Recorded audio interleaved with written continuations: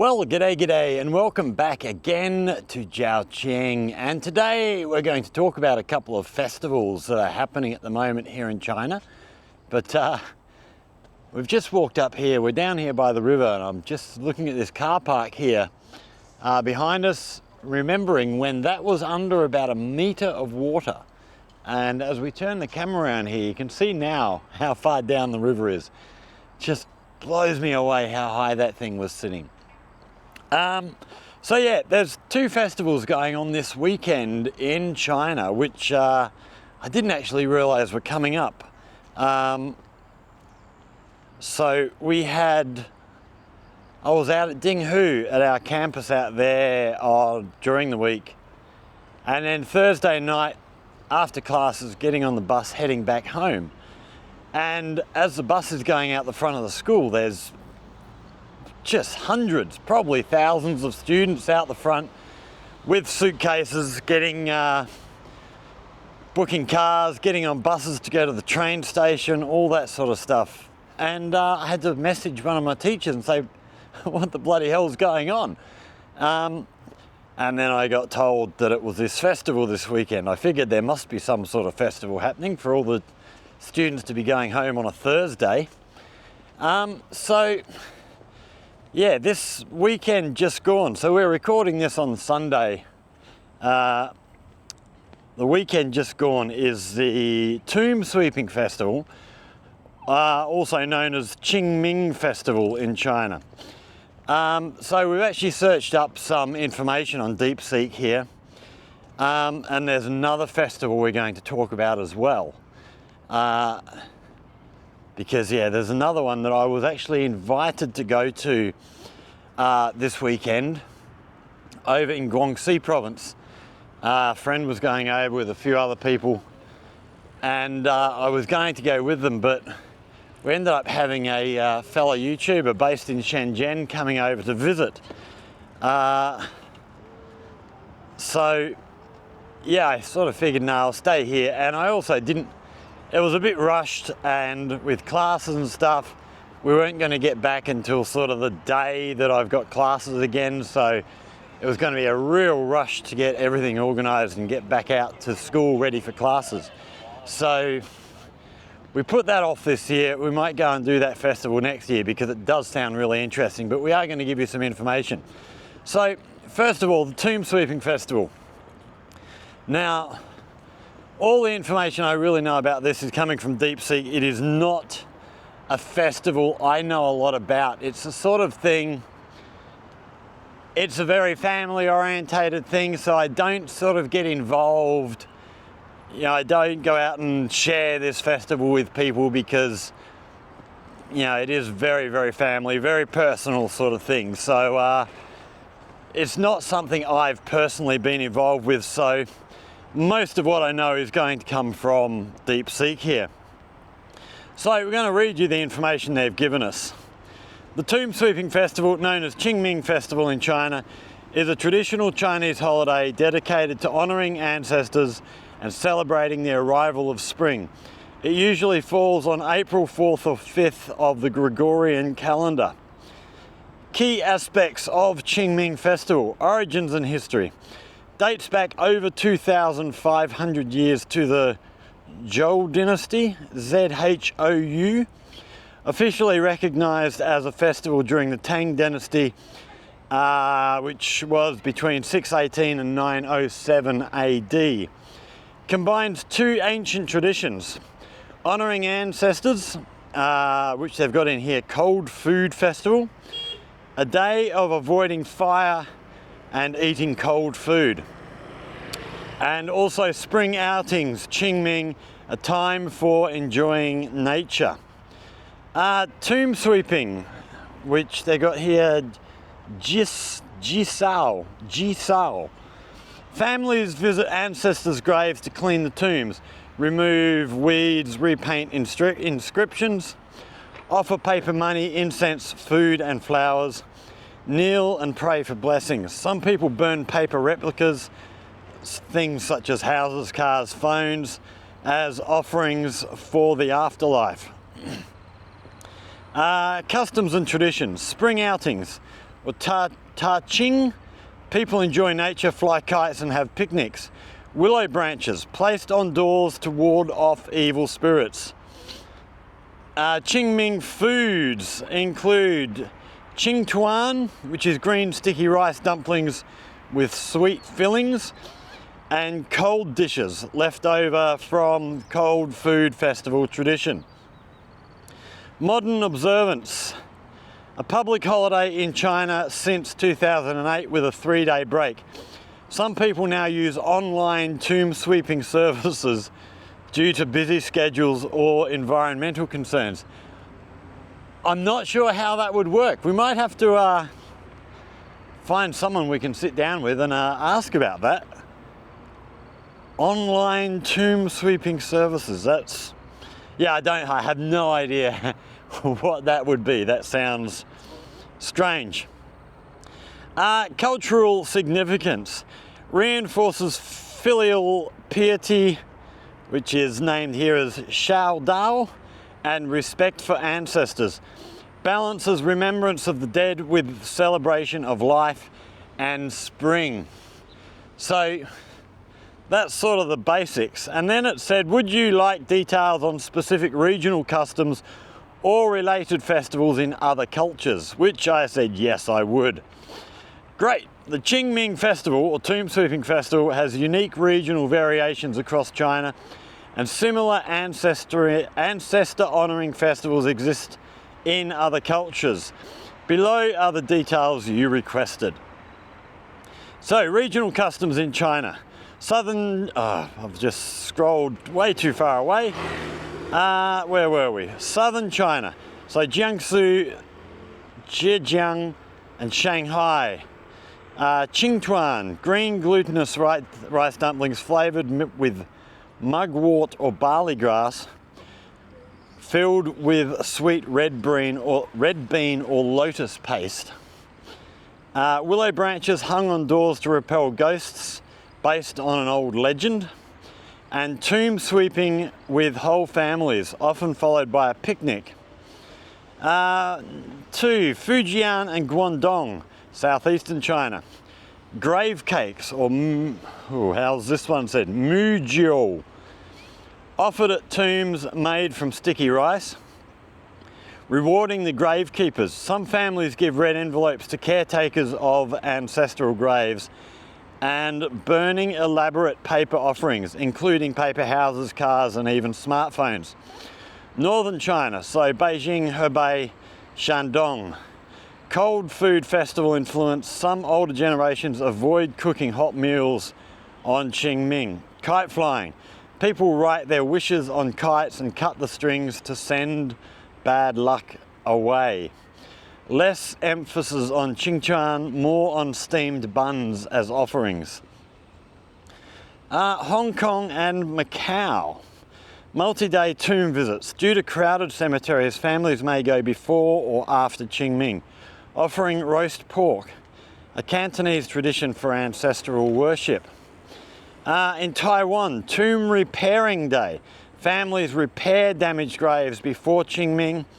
Bamboo shoots and spring vegetables eaten as seasonal Qingming dishes. And then we have ethnic minority customs. So Zhuang people in Guangxi sing folk songs at graves to communicate with ancestors. And the Dai people in Yunnan combine Qingming with water splashing festival elements. It's another festival we'll have to look up. Related festivals in other cultures. So in Asia, Japan, Obon Festival. When that is in mid-August or July in some regions. Customs, lanterns are lit to guide ancestral spirits home. Bon Odori, traditional dance to honour the dead. Families visit graves and offer food. Korea, Chu Seok and Han Sik. Han Sik is Cold Food Day, April the 5th. Similar to Qingming, Koreans visit graves and perform rituals. Chu Seok, autumn, September, bigger ancestor memorial with feasting and Songpyeon rice cakes.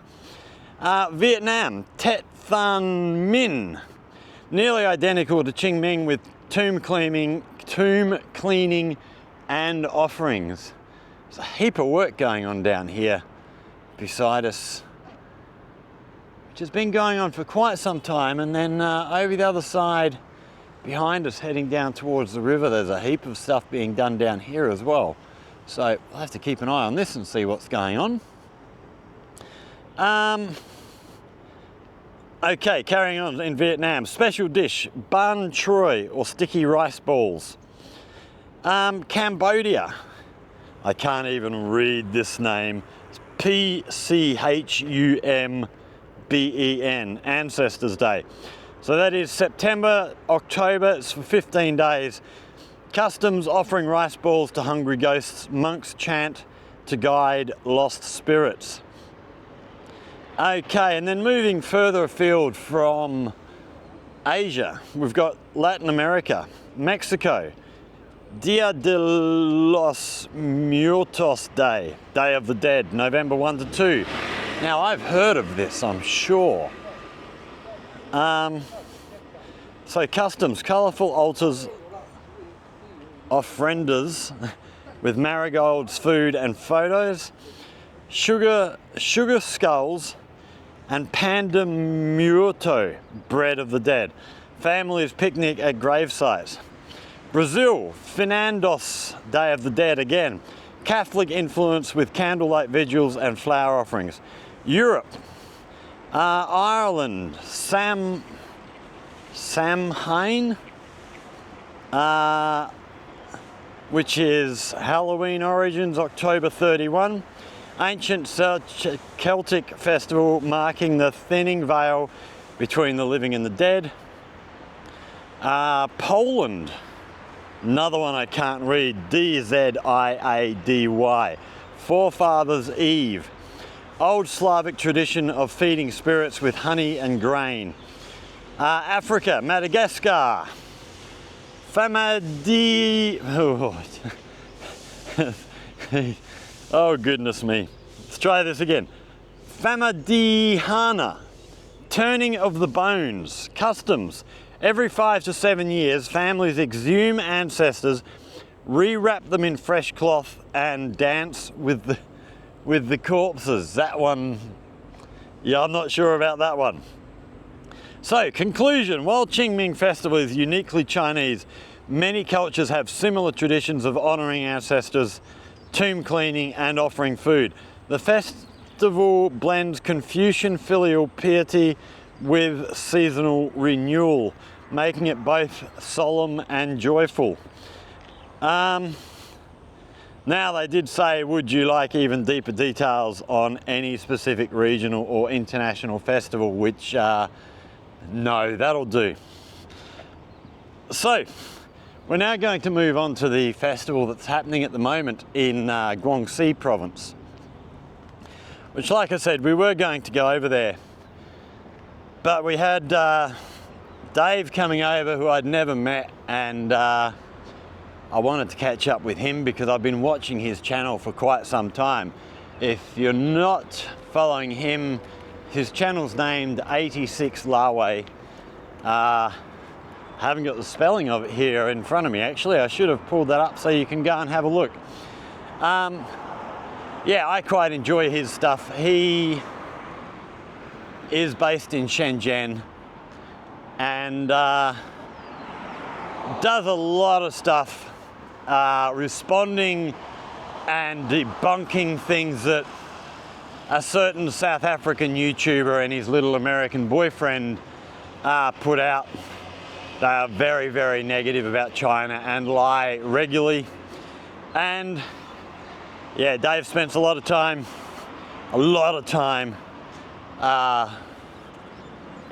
writing scripts and doing research and debunking these two monkeys. Yeah, I enjoy his stuff. If you don't know who this South African idiot and his little American boyfriend are, maybe the stuff that Dave does won't be so relevant for you. But if you do know who he's talking about, he's worth a look, because He puts a lot of work into what he does. A lot of time, a lot of thought into how he films things and stuff. So go and check him out, give him some support. He's certainly earned it in my mind. And he's a really nice guy. Really enjoyed catching up with him yesterday. So, because he was coming over here, I couldn't get over to Guangxi and see this other festival, which, as I said, even if Dave wasn't coming, I probably wouldn't have gone anywhere, just because, yeah, with classes and stuff, just too tight. It's just, you know, when I'm working, I sort of can't travel too far, because work comes first, as I'm sure you know. So we asked it, can you also give me information about a festival happening in Guangxi Province in early April 2025, which I believe is specific to Guangxi? Reply is, in early April 2025, around the same time as Qingming Festival, Guangxi Zhuang Autonomous Region celebrates one of its most unique and vibrant festivals. The San Yue San Festival, third day of the third lunar month. Oh, San Yue San, yeah, okay. Date in 2025 is April 1 till 3, which according to the lunar calendar, that would be March 3rd to 5th. Primary ethnic groups are the Zhuang, Yao, Dong, Miao, and other minorities. Significance: a cultural showcase of Guangxi's ethnic traditions featuring singing, dancing, and courtship rituals. Key features of San Yue San Festival: grand song festivals, which are the Zhuang minority tradition. Massive folk song competitions where young men and women improvise love songs, similar to antiphonal singing. I don't know what antiphonal singing is, but it sounds interesting, having to improvise what you're doing. That's definitely something. I will have to try and get over there next year for this festival and have a look, because I'd love to see that happening. Throwing embroidered balls. Women toss decorative balls to potential suitors. Lu Sheng dance, which is the Miao and Dong minorities. Performers play the Lu Sheng, which is a bamboo reed pipe, while dancing in intricate formations. Colourful ethnic parades. Traditional costumes with silver headdresses. Yao women wear towering horn-shaped hats. Drum towers and wind rain bridges. Dong villages become performance day. Wind rain bridges, another one that I will have to try and get over there next year. I was talking to Elva, a friend of mine who's from Guangxi, and she was telling me some of the stuff at this festival, and it did sound really good. I wish I'd had more time. Right, special festival foods. 5-coloured glutinous rice.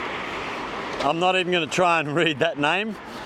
Dyed with natural plants, turmeric, purple perilla, etc. Zhongzi, bamboo wrapped sticky rice, often savoury with pork or sweet with beans, which we also do here in Zhaoqing. Very, very popular during the Lantern Festival, I believe it was, where that is eaten everywhere. And sour fish, or San Yue, a fermented delicacy of the Dong people. Dragon and lion dances. Unlike northern China's dragon dances, Guangxi's versions incorporate ethnic Yao and Zhuang styles. Modern celebrations since 2014, a 3-day public holiday in Guangxi. So, as I said, this festival is specific to Guangxi Province. It's not celebrated in any other part of China.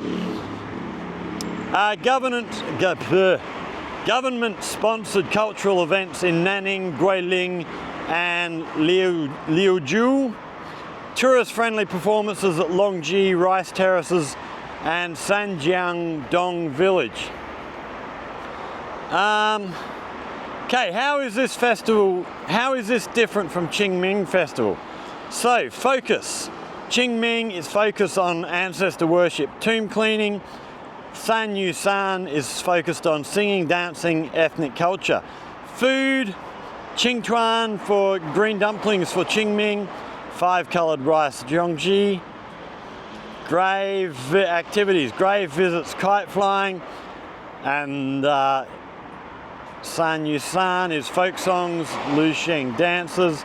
Location nationwide, and for San Yue San, mostly Guangxi, especially rural areas. Best places to experience San Yue San 2025. Nanning, large official celebrations, concerts and food fairs. Guilin, Longsheng County, ethnic performances near the Longji Rice Terraces. Sanjiang Dong Autonomous County, Dong minority Lusheng dances and drum tower gatherings. Drum towers intrigue me. I don't know what that would be, but sounds really intriguing. I would like to see what that is. And Bosei or Bays, Drung folk song competitions. Similar festivals in other cultures. Thailand's Songkran, which is April 13 to 15, which is a water festival marking the new year, so they must have a different new year than other places. And Vietnam's Tet Han Thuk, March 3rd on the lunar calendar, similar cold food tradition. So, yeah, they're the two things that are happening in China that I know about this weekend as we talk. Yeah, so a busy weekend. We actually, myself and Mr. Tony, we went and met Dave in the city. There are a lot of people in Pai Phong Park, Pai Phong Square. Seemed to be a lot of people in the shopping centre. It was quite busy. Dave was telling me the trip over. So him and his wife drove over here from Shenzhen. And they were saying the roads were actually quite quiet, which, yeah, yesterday, Saturday, was the actual tomb sweeping festival day. So Friday, I think the roads would have been really busy. Even Thursday evening, because the Friday was a public holiday.